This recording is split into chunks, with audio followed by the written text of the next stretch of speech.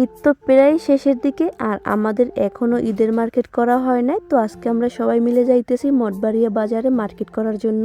আমরা 4 জনে যাইতেছি মার্কেট করতে। আমি যাইতেছি, তারপরে আমার মা, আমার ছোট বোন আর সাফন যাইতেছে। আজকে আমরা সকাল সকাল মার্কেটে আইছি, এর জন্য মার্কেটে তেমন একটা মানুষজন নাই। তারপরে কিছুক্ষণ পর দেখি যে মার্কেটের চারপাশ দিয়ে মানুষজন আসা শুরু করে দিছে। এরপরে চলে আসলাম মায়ের জন্য শাড়ির দোকানে আসার পরপরই মায়ের জন্য একটা শাড়ি পছন্দ হয়ে গেছে। এরপরে নিয়ে নিলাম একটা শাড়ি। এরপরে চলে আসলাম গস কাপড়ের দোকানে। চাফি মার্কেট ঘুরে ঘুরে দেখতে দেখতে ও তো নানির কোলে ঘুমাইয়ে পড়ছে। তারপরে আমরা এখান দিয়ে কিছু কাপড় কিনলাম, গস কাপড়। বাড়ির মুরব্বীদের জন্য কেনাকাটা সবকিছুই শেষ। এরপরে আমি আর আমার ছোট বোন আইছি আমাদের ড্রেস দেখার জন্য।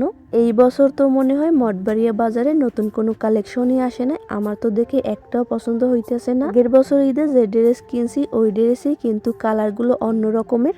তবে অল্প কিছু নতুন কালেকশন আনছে, কিন্তু ওইগুলো যে দাম চাইতেছে, দাম শুনে তো একেবারে সবার পালা।